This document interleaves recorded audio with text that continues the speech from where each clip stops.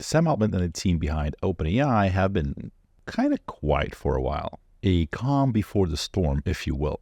But in the last few days, we've been getting some glimpses into what potentially is coming next. Let's take a look at what they've been cooking up. Interestingly enough, this seems to be a nod back to their original goal, their original stated mission of being the AI base layer. Here's, I think, is a great illustration of what they meant by that. So imagine this sort of big block here. That's layer 1. That's the base layer AI. That's the GPT, that's the Sora, that's the DALL-E. And on top of that, we build the various companies, various apps, various software that takes advantage of this base layer of this AI to build specific functionality. For example, for science, for chat applications, for medical AI, etc., etc. Now, when ChatGPT exploded onto the scene, OpenAI did say that this was kind of the plan for the future. They were going to be the base layer, and people could build on top of it. Tons of people and apps did build on top of it, but then OpenAI was like, I am death, and just killed them all by building their own sort of versions of it, their own applications. Now, that's probably not 100% fair because a lot of these startups, they were trying to build technology to fill in the gaps that OpenAI was missing. For example, things like Whisper, things that were similar to Code Interpreter or Advanced Data Analytics, as it's called. In other words, a lot of these startups, they were building kind of these obvious apps that OpenAI itself probably had in the works, and they kind of got rolled over by OpenAI, by the base layer, if you will. But it seems that now the game is changed. Now OpenAI, seemingly, now that it has all the pieces in place, it has the Sora, the Whisper, the voice engine, it has advanced data analytics, it has DALL-E with in-painting and editing and all that stuff. Like, it's built all of the different pieces of the base layer, their full functionality. You can talk back and forth to ChatGPT. It's able to understand your speech. It's able to talk back to you. And now, the base layer, a lot of it is complete. All the companies that try to plug missing pieces of the base layer are dead. And now, seemingly, OpenAI is saying, okay, guys, we've got the foundation. We've got the base layer. Build stuff on top of it. Now, that's my opinion, but let me show you a few key pieces of news that came out just in the last few days that I think support this viewpoint. As you look at this, ask yourself this question: is OpenAI rolling out the red carpet for the layer 2 startups to build on top of it, on top of OpenAI's base layer? Let's get started. So this dropped today, introducing improvements to the fine-tuning API and expanding our custom models program. Developers get more control over fine-tuning and new ways to build custom models with OpenAI. So it begins, there are a variety of techniques that developers can use to increase model performance in an effort to reduce latency, improve accuracy, reduce costs. Whether it's extending model knowledge with RAG, retrieval augmented generation, so basically having that model, as an example would be to search the internet for information like Perplexity, it returns to you the various links it finds and then kind of summarizes them. Or if you've ever done the chat with a PDF thing, right? The PDF is your sort of database, extra data, extra info that you have in there. So the model, instead of kind of making up an answer, it retrieves information from that PDF and then answers with that information in mind. Various custom models, fine-tuning, custom trained models with new domain-specific knowledge, and they're launching new features to give developers more control over fine-tuning. And they're introducing more ways to work with our team of AI experts and researchers to build custom models. And they're not kidding. As you'll see in a second, they've partnered with quite a number of startups of different companies that are outside of OpenAI to bring some pretty interesting features. We'll cover that right after this. So they start by talking about some fine-tuning of API features, or rather fine-tuning of these models using an API. For those that are not familiar, fine-tuning is basically, if you think of the GPT-4 model as this kind of big blob that can do anything, but maybe it doesn't do everything well, right? What we can do is, let's say we wanted to do exclusively coding or customer service with it. We can fine-tune this model to do customer service. I'm going to say support because that's easier to rate. We can take this big, huge model and fine-tune it to be great at support, at customer service, to answer questions that's specific to our company, our business, train how to answer questions correctly in the style that we want. Now, of course, there's going to be tons of other areas where it's going to get worse because this support model is going to be almost a brand new model, right? It's a fine-tuned GPT-4. It's a custom model for support. And chances are it might get a lot worse in various other things, like it might not be that good at coding anymore. It might get bad at poetry, but it gets good at support. So again, our sort of like little demonstration here, this little representation here, right? The base layer, right? That's, let's say, GPT-4, right? We take that, we pull it out and we fine tune it to be a science GPT-4 or a medical GPT-4. All the stuff that GPT-4 already has comes with it, right? So it understands a language, it can reason, right? It has certain knowledge, it has certain skills. We're just taking it and shaping it into this specific task. And the other really big thing about fine-tuning is you can achieve higher quality results while reducing cost and latency. Since we're pulling out just what we need for our customer support agent, for example, there's tons of things that are still in this big GPT model that we don't need, that we kind of leave behind. So this model could be cheaper to run, much faster, etc. As an example, they give Indeed, a global job matching and hiring platform, wanted to send personalized recommendations to job seekers, highlighting relevant jobs based on their skills, experience, etc. And they were able to fine-tune GPT 3.5 Turbo to generate higher quality and more accurate recommendations. They were able to cut their token costs by 80%. So it was able to improve cost and latency, how fast it was doing it, cutting the number of tokens, like the words that were run through the model, by 80%. This allowed them to scale from less than 1 million recommendations to job seekers per month to roughly 20 million. By the way, as a quick aside, so on this channel, we cover a lot of research from companies like Apple, Microsoft, Meta, OpenAI, Google, DeepMind, etc. And I'm beginning to notice a pattern here that usually we see the research papers come out, let's say 3 to 6 months before sort of the things that are talked about in those papers start hitting the market. The Orca 2 paper from Microsoft Research kind of showed that teaching small language models how to reason, that this was extremely effective. Orca 2 models match or surpass all other models, including models 5 to 10 times larger. So smaller fine-tuned models built for specific tasks are incredibly effective, incredibly fast, and incredibly cheap. We've covered Apple's research into vision models, you could say. We covered this a few days ago. So they had this model that was 80 million parameters that was in some cases beating GPT-4, getting close in other cases, but 80 million parameters is a tiny, tiny model. GPT-4 is gargantuan, clocking in at, we think, 1.7 trillion, or, that's what people are guessing. It's probably somewhere in the low trillions. So here's a model that is, if I did my math correctly, this is like 0.001% the size of GPT-4 that is getting close to it for performance for certain specific tasks. Not for everything, obviously, but for a specific task, this microscopic model is as good as GPT-4. And so if I had to guess, I would guess that we're going to be seeing a lot more things like this, where small, fast models, GPT 3.5 Turbo and the like, get fine-tuned to do pretty incredible things in specific domains for pennies, for very cheap, and they'll do it very, very fast. And the people that will be building this for businesses, those people will be printing money. That's my guess. And OpenAI is building services to make that easier. Now, they're going to be working with some companies on their own, so it's going to be an OpenAI plus this other company partnership. But I know a percentage of you listening right now are builders in the space, are developers. I mean, these B2B solutions, if you're looking to make money, seem like a very, very lucrative thing to approach.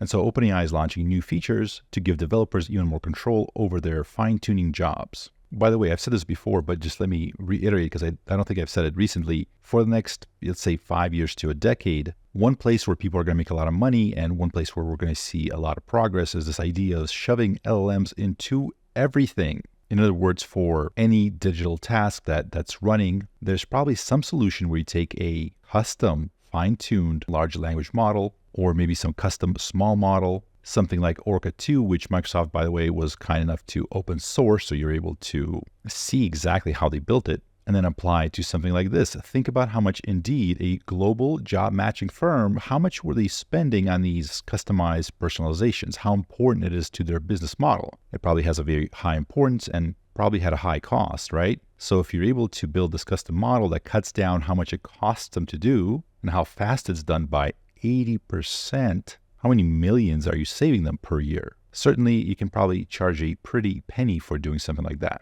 And I would guess that the talent pool for people that know how to do this isn't massive. Like, it's not, like, I doubt that we have an overwhelming amount of people that are highly skilled in something like this. And in just a second, I'll show you examples of how this is applied. But here's the new features that OpenAI is rolling out. So it's adding a sort of model checkpoints. So during each training epoch to reduce the need for, various retraining, etc. So kind of like a version control. Side-by-side playground UI for comparing model quality and performance. Apparently somebody made two LLMs fight each other in Street Fighter 2. So they trained them to output, what it should do, fireball, kick, move closer, etc. to see which LLM is the best Street Fighter 2 player. So that's kind of what I'm imagining here. I doubt it's that cool. And it also supports integration with third-party platforms, starting with weights and biases. So that's this platform where you're able to track experiments, evaluate model performance, etc. Where you have the model registry. They added OpenAI. So OpenAI uses weights and bias models to track all their model versions across 2,000 plus projects, millions of experiments, and hundreds of team members. So you can have visibility into model development process with just a few lines of code. You're able to answer questions like what exact version of the data set was this model trained on. Now, I'm going to skip some of these parts. I will leave a link. So if you're really interested in this, if you're in this space, I highly encourage to read this, obviously.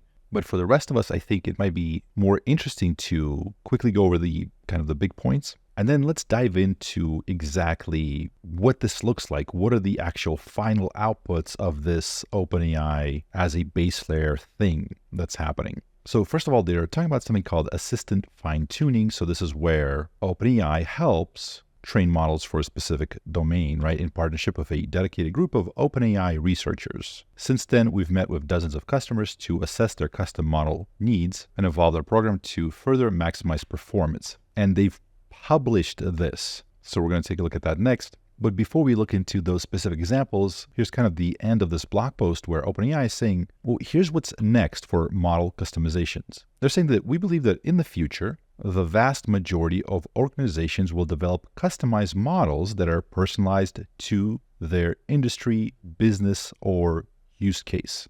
I think this is very important, especially if you're in this for the money. Now, not everybody listening to this channel is approaching this from kind of a business-centric perspective. Some of us are just interested in the research and kind of personal use of AI, how can we take advantage of it for work, for our careers. So I understand that this might not apply to everybody, but I still think this is very important to understand because this gives you a glimpse into what's going to happen over the next decade. So here's 0% and here's 100%. This is a line, right?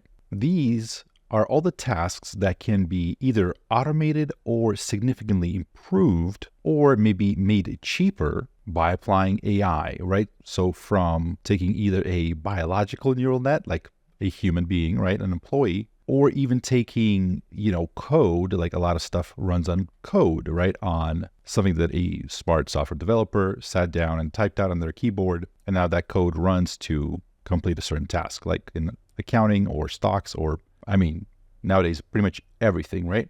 Now, not that long ago, close to zero of those business operations ran on neural nets. So neural nets, that's the AI that we're talking about. That's ChatGPT, that's Sora, that's all the AI music, all the AI images that you're seeing. A lot of Google stuff is machine learning, how they run their ad serving platform, content recommendation, stuff like that. But, you go back a few years and maybe the number of those things were like 1%, right? That could be automated with neural nets or improved in neural nets in some way. That was like 1%.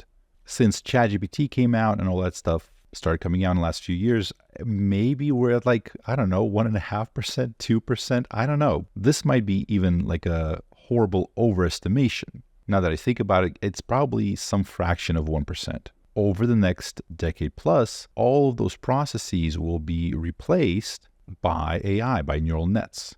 Some of them will be a one model to rule them all. For example, some people will just use ChatGPT for whatever task they need, right? They'll just use the base layer, kind of like that non-custom, non-fine-tuned version of GPT-4 to ask questions. One interesting thing about Perplexity, for example, that's having incredible success and progress, it's not really doing that much on top of the sort of the base layer. So it's taking all the language models that already exist, right? So you have your GPT-4 Turbo, Claude 3 Sonnet, Claude 3 Opus, Mistral Large, They have a few that you can play around in the playground with. And then you have kind of their own fast ones that they've kind of fine-tuned. But for the pro users, they're just using like the base layer, right? Whether that's Claude 3 or GPT-4 with, heaps of software on top of it, right? So they're taking GPT-4, they're building a little Perplexity, little search engine on top of it, and they're adding heaps of software to, search the internet, pull back answers. So literally in this image, let's say this is GPT-4, this is, Perplexity, and the heaps of software is the features of that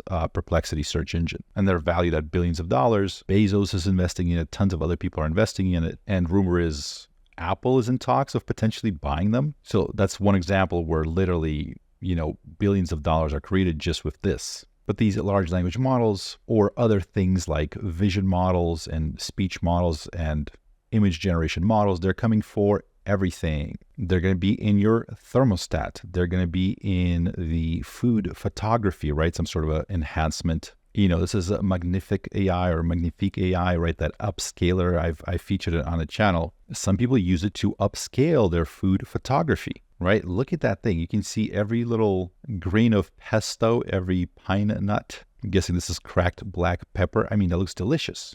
Take a look at this burger. Like, they're going to use this in product photography. The left is sort of the unupscaled. The right is the upscaled. Most product images will use this in one way or another. We've covered Google Shopping AI with their new thing they're rolling out, where you're basically able to use AI to create product visuals, to put them into different environments, to create virtual sort of those models, right? That kind of showcase your product. It's able to translate everything into different languages, so you can basically have an international store selling to the entire world in their own native language. You don't have to do product photography, right? You can pull out your phone. If you have a prototype, take a picture of it, and the AI will create 3D images and variations and put them in the hands of models and just do all of that for you. As you'll see in a second, OpenAI is partnering up with people in the legal field to create custom trained models for them. Another company that does health insurance, another company that does education, JetBrains for coding, email assistance, Salesforce, health and weight loss, productivity, clinical trials, creativity, for farmers to increase their income, personalized fitness and health coaching, content creation. Like, I can sit here all day and just name use cases, but I think this kind of chart, I hope, represents it a little bit better, right? We're at close to zero right now of penetration of this technology in the market. That's going to change everything. That's going to reduce costs, improve automations, create new use cases that we haven't even thought of, right? Everybody's going to want it. Everybody's going to need it. And over the next, however many years, 5, 10, 20, it's going to get rolled out from almost zero to, eventually approaching 100. And for every model that gets rolled out, people will pay money. And this money, it won't be an issue. It won't be hard to sell these services because they're going to be saving money. They're going to be making things faster. It's hot. It's sexy. Everybody wants it. From your local mom and pop store that's local, that's brick and mortar, that's selling, quilts. I've been doing e-commerce for the last 10 years. I'm telling you, there's like, off the top of my head, I can think of a number of places where if I could get a custom trained, fine-tuned model to just do that task for me, it would probably be able to do it faster, better, cheaper than I could. From inventory management to customer service to a lot of aspects of marketing. So what I'm saying is this may be a good opportunity for those of you who like money. So OpenAI continues saying, with a variety of techniques available to build a custom model, organizations of all sizes, and this is important, this is kind of like the big thing too, of all sizes, because with enterprise level software, like software that you sell to hospitals and government organizations, right? It was hard to build. You had to have a massive team to even approach projects like that, right? There's really no such thing as like artisan software, right? How you can go to a farmer's market and buy some artisan loaves of bread that's really delicious. With software, you wanted a certain amount of scale because you had to build that software. So the bigger of a customer size that it served, the better the economics of that software would be, right? Right. It's a little bit different here. We covered this blog post from Semi-Analysis a while back. So Semi-Analysis is this, it's a website that talks about all the news and events and does analysis of semiconductor and AI industries. So sort of the hardware, the chips behind AI, like all that stuff, NVIDIA and TSMC and all of that, right? And they dropped this little line that I thought was fascinating. They're saying, we're training a CNN. So CNN is a convolutional neural network. to accelerate the frequent satellite imaging of data centers to expand our tracking to every data center across every country, right? So this is kind of like a publisher, right? So they have a little website, a newsletter, they sell their reports, and they have this like really specific use case, right? They have access to satellite images, right? I'm sure a lot of that stuff is public, right? So they track 1,100 data centers and their deployments with publicly available information, including but not limited to property records, power usage. This is Freedom of Information Act requests and satellite images, right? So they have these very specific use cases where it would help them to have a neural net, a CNN in this case, so it's not a large language model, it's not a transformer-based architecture, a convolutional neural network in this case, it kind of like labels and is trained on images. But they're building their own custom AI model to, help them analyze images of these data centers. We're looking at the satellite images and figure out like what's happening there. They might do the same thing for these other things, for property records, power usage, right? All this stuff. How many other people in the world might be interested in doing something like this to analyze satellite images for this specific AI accelerator data centers? Probably not that many, maybe a handful. The point being that there's going to be a great demand for these custom small AI models for very specific use cases for organizations of all sizes. They can develop personalized models to realize more meaningful, specific impact from their AI implementations. The key is to clearly scope the use case, design and implement evaluation systems, choose the right techniques, and be prepared to iterate over time for the model to reach optimal performance. Again, the people doing this will be making lots of money. With OpenAI, most organizations can see meaningful results quickly with the self-serve fine-tuning API. For any organization that needs to more deeply fine-tune their models or imbue new domain-specific knowledge into the model, our custom model programs can help. So one, this is where they have their own in-house AI people. Two is where OpenAI helps them develop it, probably for bigger companies with specific use cases. They can afford to pay for that. But I think there's another obvious sort of category, and that's people that are outside of a corporation, right? Like a third party that just goes to businesses and says, hey, I can create this for you and charge them a certain amount of money. A consultant or whatever, AI consultant, automation consultant, whatever you want to call that. And again, we're at close to 0% now, and it's heading to 100. And so the early movers will probably have a massive advantage. But you might be saying, okay, but like, what are some of the use cases that make sense? Is all this just hype? Is all this just like marketing hype? People are getting overexcited for nothing. By the way, Demi Sasabi said an interesting thing. Right, here's AI Breakfast saying, in the words of Demi Sasabi, the AI landscape is overhyped. Yes, it is overhyped, but underestimated. It's funny how both can be true, but it makes sense. There's a lot of hype, but people aren't fully grasping the massiveness of everything that's happening here. Because what we're talking about is just a tiny sliver of it, like these fine-tuned models for specific business cases. That's just a tiny, tiny part of it. But let's see what these use cases are. So these are customer stories from OpenAI. So this is kind of what they've been talking about, where they work together with companies to create custom fine-tuned models for their specific solutions. Here's one that kind of jumped out at me. So this is Superhuman. That's the company name. And they're introducing a new era of email with OpenAI. They're building a suite of next-generation AI email products that are saving users time, driving value, and increasing engagement. Now, we've all struggled with the overflowing inbox, right? There's too many things, too many appointments, too many meeting minutes to keep up on. And so Superhuman is reimagining how that could be, using AI to help you write emails, to rewrite certain ideas in your voice, or for example, just say it out loud, kind of dictate it and have the AI kind of fill the gaps, write it in your voice, make sure everything's correct, and then send it.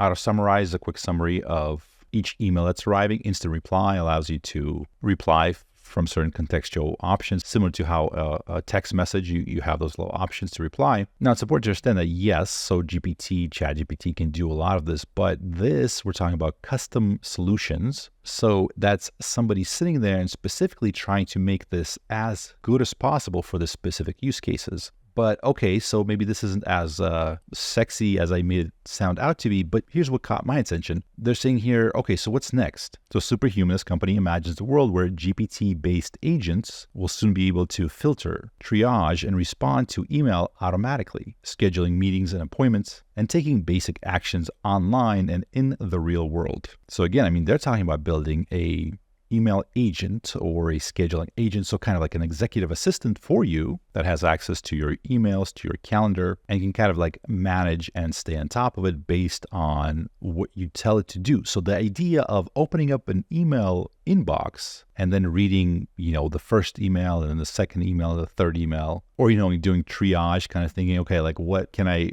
get away with not answering today? Let me see what's the most important things. Like the idea of you doing that yourself with your brain, your eyes, and you clicking the mouse or whatever, like in 5 years, that's going to be laughable. That's going to be on par with manually adjusting the heat in your house every 10 minutes instead of, using a thermostat. How many people have that now? Close to zero, right? Maybe some fraction of 1% of the people in the world are using that in their inbox, right? It's not 1%, it's less for sure. If you look at the entire world, even the United States, it's less. In 5 years, it'll be 100% or close, right? Somewhere getting closer to 100%. Next, we have Harvey. So it's a custom trained model for legal professionals. Now, of course, lawyers and technology, the combination of the two is hilarious. Right, the I am not a cat, Your Honor video is perhaps the funniest video I've ever seen in my life. I think the first time I heard myself laughing, I'm not even exaggerating. Then, of course, you have the lawyers that use ChatGPT to,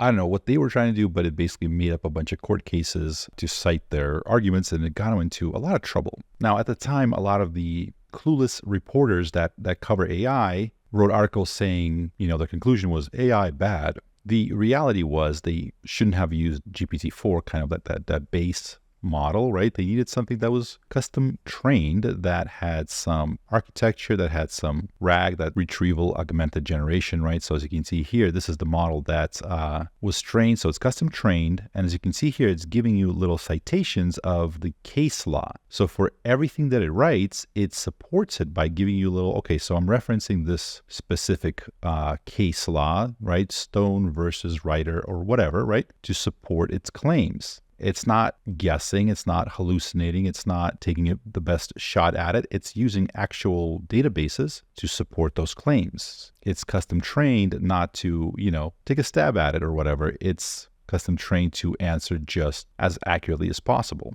So that company that's doing it, they're called Harvey, and they've worked with 10 of the largest law firms to test this model. And they were surprised by how strong the reaction was from those law firms. 97% of the time, the lawyers prefer the output from the case law model, from this custom trained model, because it was longer, more complete answer. It went into the nuance of what the question was asking and covered more relevant case law. Hallucination reduction was one of Harvey's motivations for building a custom model. So again, the problem wasn't quote unquote AI. The problem was it just didn't have the correct architecture needed to provide the correct answers, and the people using it didn't have the correct training to understand what it was good at, where it could fail. Again, that's another part of this whole thing, is training the staff, the people using it, to kind of understand its limitations, etc. Right? Having ChatGPT represent you in a legal case is shockingly not a good idea. And so where are they seeing this whole thing going next? Well, they're saying this: don't build for the current capabilities of these models today. Because remember, when you do that, what happens? OpenAI comes in and it's like, I am deaf.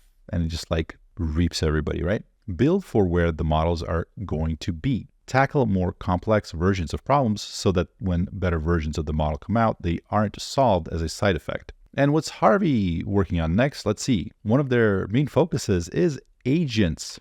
Again, surprise, surprise. AI autonomous agents are once again the next frontier. Here's yet another company that's like, well, that's the very next step. It's, in this case, how to combine multiple model calls together in a single working output. This would simplify the user experience and reduce the amount of prompt engineering and typing users needed to do. Another one is Oscar, bringing AI to health insurance. The OpenAI models together with Oscar help ensure HIPAA compliance, doubling productivity, automated documentation, and claims processing. Medical care workers cut their time spent, documenting various medical care, conversations, stuff like that by 40%. So that's your doctor, that's your nurse. Almost half of the time, instead of thinking like what your needs are, they're sitting there filling out this paperwork, draining their mental energy, their physical energy.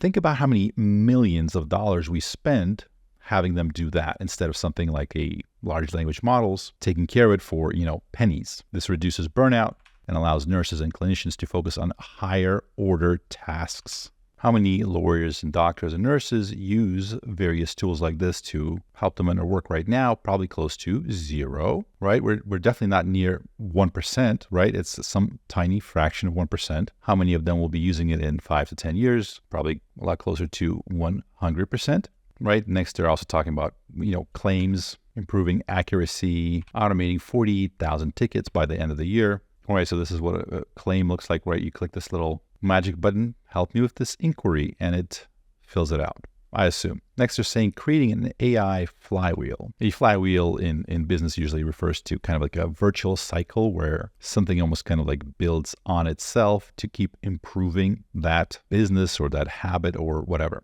The more users a social network has, the more value there is for existing users, and the more users it will attract. And so this is kind of like a direct network effect. They're saying we don't want to just nibble around the edges of administrative use case simplification, right? Because this is what we're talking about, right? Is just simplifying administrative use cases, right? Important thing, very valuable thing, will save a lot of money, will save the mental energies of doctors and nurses that need to focus on their patients. So it's important, it's critical, but they're saying that's just the beginning. They're looking to bring down the cost of seeing physicians and being in the hospital by a factor of 10 in the next 3 to 5 years. Another customer was Zelma, who's using GPT-4 to make education data accessible. Another customer success story is Healthify, an app that helps with weight loss. Now, this is for a specific population. It looks like they're really focusing on India, it seems, and specifically classifying traditional Indian foods. So focusing on certain custom populations can be a really good idea. So here they're saying Snap achieved around 80% accuracy for single Indian foods, right?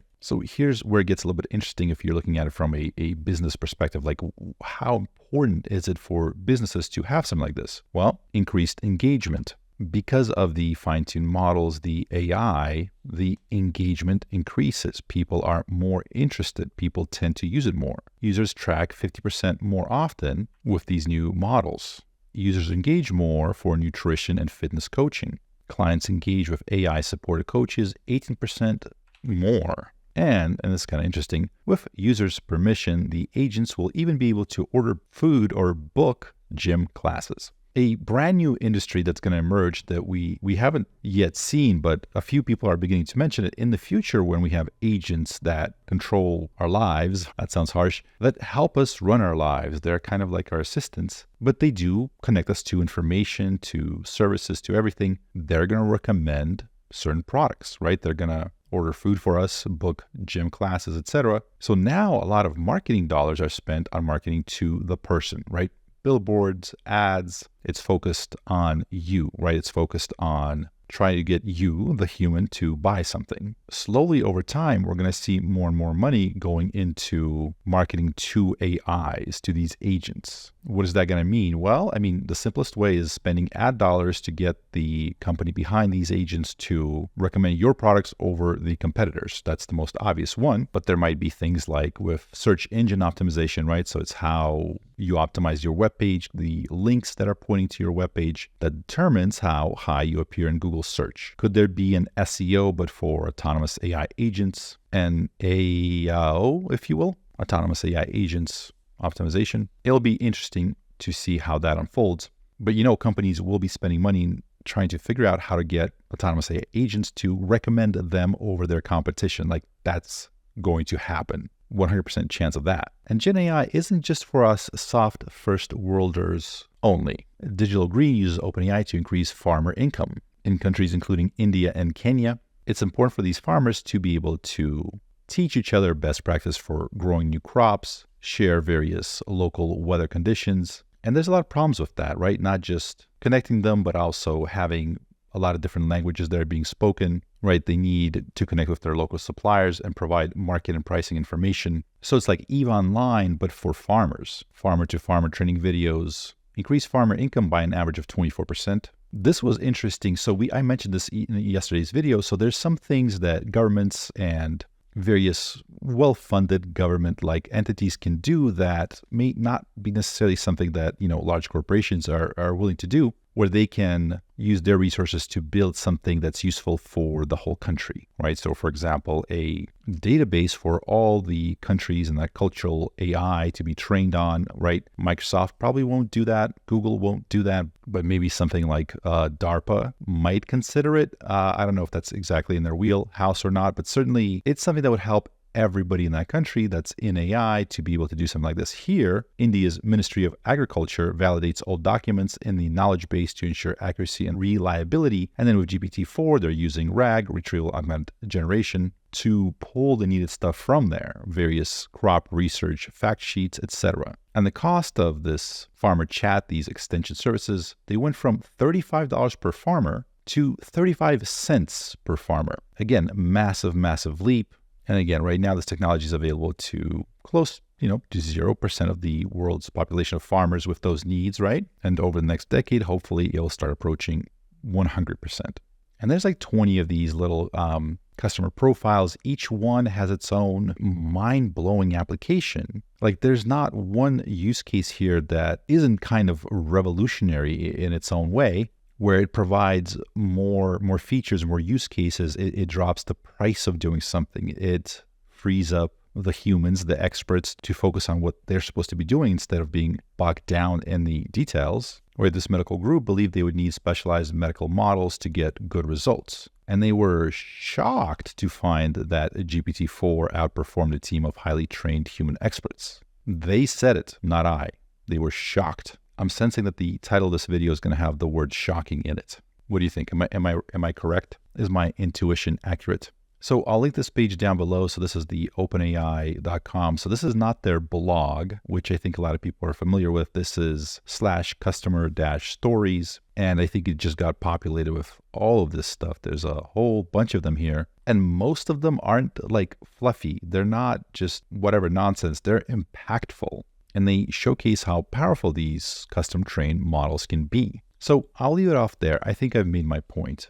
Back when software was rolling out, that created a lot of wealth, a lot of change in the world. Software was eating the world, they said. And now this is the next step where AI is doing that thing. We probably shouldn't say AI is eating the world. We should say AI is helping the world. I think that's the A16Z motto. AI is going to save the world. And I agree. For a lot of people that are scared of AI, becoming the Terminator and churning us into paperclips or whatever that scenario is, I hope they take a look at this. It has the ability to make our lives easier, to eliminate busy work, to help people understand various medical procedures better, to deal with email, to understand legal cases better, to make education data more accessible so more people understand what decisions are being made in our school systems. Right? Help people in farming communities that are struggling do a little bit better. This is where AI is right now. This is what it can do right now. And over the next 5 years, 10 years, it's going to be rolling out from 0 to 100% of, whatever use cases we can apply it to.